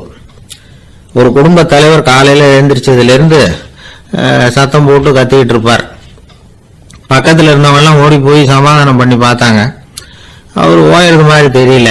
கடைசியில் அவர் மனைவி வந்தாங்க. நீங்க எல்லாம் விலகி போடுங்க, அவரு சுபாவம் எனக்கு தெரியும், நான் பாத்துக்கிறேன் அப்படின்னாங்க. சரின்னு எல்லாரும் போயிட்டாங்க. சாயந்தரமா பாக்குறாங்க, அவர் சத்தம் இல்லாம ஒரு மூலையில உட்கார்ந்து இருக்கிறார். ரொம்ப சாதுவா. ஆச்சரியமா இருந்தது. என்னம்மா பண்ணீங்கன்னு கேட்டாங்க. அது ஒண்ணும் இல்லைங்க, ஒரு வேளை சாப்பாட்டை நிறுத்தினேன், பட்னி போட்டேன், அவ்வளவுதான் அப்படின்னாங்க அந்த அம்மா. என்னை விட யோகியம் இந்த உலகத்துல வேற யாரும் இல்ல சார் அப்படின்னார் ஒருத்தர். அவரை விட அயோக்கியன் வேற யாரும் இருக்க முடியாதுங்கிற முடிவுக்கு கேட்டவங்க வந்துட்டாங்களாம். மனுஷனுக்கு இருக்கிற ஒரு மிகப்பெரிய குறையே தன்கிட்ட இருக்கிற குறை அவனுக்கு தெரியாம போறதுதான். ஆனா அடுத்தவங்க கிட்ட இருக்கிற குறை இவனுக்கு தெளிவா தெரிஞ்சிடும். ஒரு ஒட்டகம் ஒரு கொக்கை பார்த்து ஒரு கேள்வி கேட்டுதான். என்ன கேள்வி தெரியுமா? உன் கழுத்து ஏன் இப்படி வளைஞ்சு போயிருக்குது அப்படின்னு கேட்டிருக்கு. இதுக்கு உடம்பே வளைச்சல். இது போய் கொக்கை கிண்டல் பண்ணுது. இன்னைக்கு மனித சுபாவமும் கிட்டத்தட்ட இப்படித்தான் இருக்குது. இந்த உலகத்துல குறையில்லாத மனிதர்கள் யாரும் கிடையாது, நாம உள்பட அப்படிங்கறத முதல்ல நாம நல்லா புரிஞ்சுக்கணும். ஒரு ஊர்ல ஒரு விற்பனை நிலையம் இருந்தது. செல்ல பிராணிகளை விற்பனை செய்யற நிலையம் அது. நாய், கிளி, பூனை இப்படி நிறைய வச்சு விற்பனை பண்ணிட்டு இருக்கிறாங்க. நாய்க்குட்டி விற்பனை செய்யற பகுதியில ஒரு சிறுவன் நின்றுகிட்டு இருந்தான். விற்பனை செய்யற ஆளுகிட்ட விலை கேட்டுக்கிட்டு இருந்தான். அதுவும் இருக்குதே, அந்த நாய்க்குட்டி என்ன விலை அப்படின்னு கேட்டானா. 1000 ரூபாய் அப்படின்னாராம். சரி, அது வேணாம், இது என்ன விலைன்னு இருக்கான். 500 ரூபா அப்படின்னாராம். இந்த சின்ன பையன் கையில வச்சிருந்தது வெறும் 50 ரூபா தான். அதனால இதை விட குறைச்சலா கிடைக்குமான்னு பார்த்திருக்கான். அந்த கடையில ஒரு மூலையில சரியா கவனிக்கப்படாம ஒரு நாய்க்குட்டி படுத்து கிடந்தது. பாவமா கத்திக்கிட்டு இருந்தது. அதை பார்த்ததுமே இவனுக்கு அது ரொம்ப பிடிச்சு போச்சு. உடனே அந்த கடைக்காரரை பார்த்து, அதுவும் அந்த மூலையில படுத்து கிடக்குதே, அந்த நாய்க்குட்டி என்ன விலை அப்படின்னு கேட்டிருக்கான். தம்பி, அது ஒரு கால் ஊனம், அதனால அது உன்னோட குதிச்சு விளையாடவோ ஓடுறதோ அதனால முடியாத காரியம் அப்படின்னு இருக்காரு அவர். அது தெரிஞ்சுதாங்க கேட்கறேன், அதோட விலை என்ன அதை மட்டும் சொல்லுங்களேன் அப்படின்னு இருக்கான். தம்பி, இது வந்து கால் ஊனம் உள்ள ஒரு நாய், இதை போய் காசு கொடுத்து வாங்கறதுக்கு யாராவது பிரியப்படுவாங்களா? இதை நான் உனக்கு இலவசமாவே தர்றேன், எடுத்துட்டு போ அப்படின்னாராம். இதை கேட்டதும் அந்த சிறுவனுக்கு கோவம் வந்துட்டுதான். நீங்க ஒன்னும் சும்மா கொடுக்க வேணாம், இந்தாங்க 50 ரூபா, இதை வச்சுக்கிட்டு நாய்க்குட்டியை கொடுங்க அப்படின்னு இருக்கான். அவருக்கு ஒன்றும் புரியல, ஆச்சரியமா இருந்தது. சரின்னு பணத்தை வாங்கிட்டு நாய்க்குட்டியை தூக்கி கொடுத்தார். அந்த சிறுவன் அந்த நாய்க்குட்டியை 2 கையாலையும் வாங்கினா, மார்போட பிரியமா சேர்த்து அணைச்சுக்கிட்டான். தெருவில் இறங்கி நடக்கிறான். அப்படி நடக்கும்போதுதான் பாக்குறார், கடைக்காரர் வந்து ஆச்சரியமா அவனை பாக்குறார். அப்பதான் அவருக்கு ஒரு விஷயம் புரியுது. அந்த சிறுவன் தெருவில் நாய்க்குட்டியை மார்போட அணைச்சுக்கிட்டு விந்தி விந்தி நடந்து போய்கிட்டு இருக்கிறான். ஆமா, அவனுக்கும் ஒரு கால் ஊனம். இந்த நாய்க்குட்டியை யாருமே வாங்க மாட்டாங்கன்னு நினைச்சுக்கிட்டு இருந்தார். குறையுள்ள அதுக்கும் ஒரு எஜமானன் கிடைச்சுட்டான். அதனால ஊனம் ஒரு குறை இல்லை அப்படிங்கிற உண்மையை அந்த கடைக்காரர் புரிஞ்சுக்கிட்டாராம். நம்மால ஒருத்தர் கொஞ்சம் வயசானவர், எழுந்திரிச்சு சரியா நடக்க முடியாது, சாய்வு நாற்காலியிலேயே எப்பவும் உட்கார்ந்துருப்பார். அவரு தனக்கு துணையா ஒரு நாயை பக்கத்துல வச்சிருந்தார். அதுவும் ரொம்ப வயசான ஒரு நாய், எழுந்திரிக்கவே சிரமப்படும், நடக்கவும் முடியாது. அவர் பக்கத்திலேயே இதுவும் சோர்ந்து போய் படுத்து கிடக்கும். அந்த பெரியவரை பார்க்க வந்த ஒருத்தர் கேட்டார், ஏங்க, ஒரு சின்ன பையனை உங்களுக்கு துணையா வச்சுக்க கூடாதா? இந்த நாயை உங்களுக்கு பாதுகாப்பா வச்சிருக்கிறீங்களே, உங்களுக்கு ஒரு ஆபத்துன்னா இது எப்படி உங்களுக்கு உதவ முடியும் அப்படின்னார். அப்ப அவரு சொன்னாராம், எனக்கு ஒரு ஆபத்துன்னா அந்த சமயத்துல இந்த நாய் என்னை தனியா விட்டுட்டு ஓடி போயிடாம இருக்கணும்ல, அதுக்காகத்தான் இதை நான் வச்சிருக்கிறேன் அப்படின்னாராம். ஒரு ஜென் துறவி, அவருக்கு ரொம்ப வயசாயிட்டது, கடைசி காலம். நண்பர்களை எல்லாம் கூப்பிட்டார். நண்பர்களே, நான் வந்து வித்தியாசமான முறையில் சாகணும்னு ஆசைப்படுறேன், அதுக்கு ஏதாவது யோசனை சொல்லுங்களேன் அப்படின்னு கேட்டாராம். நண்பர்கள் சிரிச்சாங்க. என்ன பேச்சு பேசுறீங்க, சாவறதுங்கிறது என்ன விளையாட்டுத்தனமான காரியமா அப்படின்னு கேட்டிருக்காங்க. அந்த துறவி கொஞ்ச நேரம் யோசனை பண்ணார். அப்புறம் கேட்டாராம், இதுவரைக்கும் யாராவது நடந்துகிட்டே இறந்துருக்கிறாங்களா அப்படின்னாராம். எல்லாரும் இல்லைன்னாங்களாம். ஒருத்தர் மட்டும் சொல்லியிருக்கார், அப்படியும் ஒருத்தர் இறந்துருக்கிறதாக ஒரு கதையில படிச்சிருக்கிறேன், ஒரு ஞானியால தான் அப்படியெல்லாம் செய்ய முடியும் அப்படின்னு அவர் சொன்னாராம். சரி, அப்படின்னா அந்த முறை நமக்கு வேணாம், நின்றுகிட்டே யாராவது உயிரை விட்டுருக்காங்களா அப்படின்னு விசாரிச்சாராம். அப்படியும் ஒருத்தர் இறந்திருக்கிறார் அப்படின்னாங்களாம். மறுபடியும் அந்த துறவி யோசனை பண்ணியிருக்கிறார், ஏதாவது வித்தியாசமான முறையில் நாம் வந்து போகணும் அப்படிங்கிறது அவருடைய விருப்பம். மனிதன் எப்படி வாழ்கிறானோ அப்படி இறப்பது தான் நல்லது. சரி, யாராவது தலைகீழா வந்து யோகம் செய்யும் நிலையில இறந்துருக்கிறாங்களா அப்படின்னு விசாரிச்சாராம். நண்பர்கள் சிரிச்சாங்க. தலைகீழா நின்னபடி இறந்ததாக நாங்க கேள்விப்பட்டதே இல்லை, அது முடியாத காரியம் அப்படின்னு இருக்காங்க. இப்ப அந்த துறவிக்கு திடீர்னு உற்சாகம் வந்துட்டுது. உடனே எழுந்திரிச்சார், தலைகீழா நின்னார், அப்படியே உயிரை விட்டுட்டார். அவ்வளவுதான். அந்த மடாலயத்துல ஒரே குழப்பம், எப்படி அவரை கீழே இறக்கி படுக்க வைக்கிறது அப்படின்னு புரியல. இப்படி உயிர் விடுறதை பத்தி அவங்க இதுவரைக்கும் கேள்விப்பட்டதும் இல்லை. உண்மையிலேயே வந்து இவர் வந்து இறந்துதான் போனாராங்கிறதும் தெரியல. சோதிச்சு பார்த்தாங்க, இதய துடிப்பு, நாடி துடிப்பு எல்லாம் நின்று போயிருந்தது. இவர் எப்பவும் இப்படித்தான், என்ன பண்றது இப்போ அப்படின்னு சொல்லி எல்லாரும் குழம்பிக்கிட்டு இருக்கிற சமயத்துல ஒரு பெரியவர் யோசனை சொன்னார். இந்த துறவியோட மூத்த சகோதரி பக்கத்து மடாலயத்தில் இருக்கிறாங்க, அவங்களை இங்க அழைச்சிட்டு வந்தா ஏதாவது வழி கிடைக்கும் அப்படின்னார். அந்த அம்மாவுக்கு 90 வயசு. அழைச்சிட்டு வந்தாங்க. ஒரு குச்சியை ஊன்றிக்கிட்டு அப்படியே மெதுவா நடந்து வந்தாங்க. வந்து, தம்பி, தலைகீழா நின்று உயிர் விட்டு இறக்கிறத பார்த்தாங்க. தம்பின்னு கூப்பிட்டு பார்த்தாங்க, ஒன்றும் காணும். உடனே என்ன பண்ணாங்க, தன்னுடைய கைத்தடியால தம்பியோட உடலை ஒரு தட்டு தட்டினாங்க. ஏப்பா, சாகரப்பும் உன்னுடைய குறும்புத்தனத்தை விடலையா, இப்படியாடா சாகிறது, ஒழுங்கா செத்து தொலை அப்படின்னாங்களாம். அவ்வளவுதான். உடனே அந்த துறவி திரும்பி நேரா நின்னார். அக்கா, கோவப்படாத, நான் ஒழுங்கா சாகிறேன், எப்படி செத்தா என்ன, எல்லாம் எனக்கு ஒண்ணுதான் அப்படின்னு சொல்லிவிட்டு அப்படியே தரையில படுத்து உயிரை விட்டாராம். அதுக்கப்புறம் அந்த அம்மா கோலை வந்து கையில எடுத்துக்கிட்டு அப்படியே திரும்பி கூட பார்க்காம அவங்க பாட்டுக்கு போயிட்டாங்களாம். மரணத்தை ஒரு விளையாட்டாக ஆக்கிய அந்த துறவிக்கு வாழ்க்கையே ஒரு விளையாட்டா தான் இருந்திருக்குது. எந்த நோக்கமும் இல்லாம செயல்படுறதுன்னா என்னங்கிறதும் அவருக்கு தெரிஞ்சிருக்குது. பயனை எதிர்பார்க்காம பணி செய்து வாழ்ந்து மறைந்த மகான் அவர். தம்முடைய தொழிலை வந்து விளையாட்டு போல செய்ய தெரிஞ்சவருக்கு வாழ்க்கையே ஒரு விளையாட்டா மாறிடும். எல்லாமே விளையாட்டாகி விடுகிற போது மரணமும் விளையாட்டாகிவிடும் அப்படிங்கிறது தான் அந்த தத்துவம். ஆனா அதுக்கு முன்னாடி உங்களுக்குள்ள இருக்கிற உண்மையான நடிகனை நீங்க அடையாளம் கண்டுபிடிக்கணும். நீங்க நடிக்க வேண்டியதே இல்லை, நீங்க ஏற்கனவே நடிச்சுக்கிட்டு தான் இருக்கிறீங்க. நீங்க இந்த உண்மையை தெரிஞ்சுக்கணும், அவ்வளவுதான். இதுதான் ஞானிகளுடைய கருத்து. வாழ்க்கையை சரியா புரிஞ்சுக்கிட்டா எல்லாமே நடிப்புங்கிறது புரியும். கல்யாண பத்திரிக்கை அனுப்பியிருந்தேனே, ஏன்டா வரலன்னு கேட்டான் ஒருத்தன். வந்திருந்தேனே அப்படின்னானா இவன். டேய், ஏன்டா போய் சொல்ற, நான் பத்திரிக்கையே உனக்கு அனுப்பலையே அப்படின்றான் அவன். அதுக்கு இவன் சொன்னானா, பத்திரிக்கை அனுப்புனேன்னு நீ போய் சொல்றப்போ கல்யாணத்துக்கு வந்தேன்னு நான் போய் சொல்லக்கூடாதா அப்படின்னானா.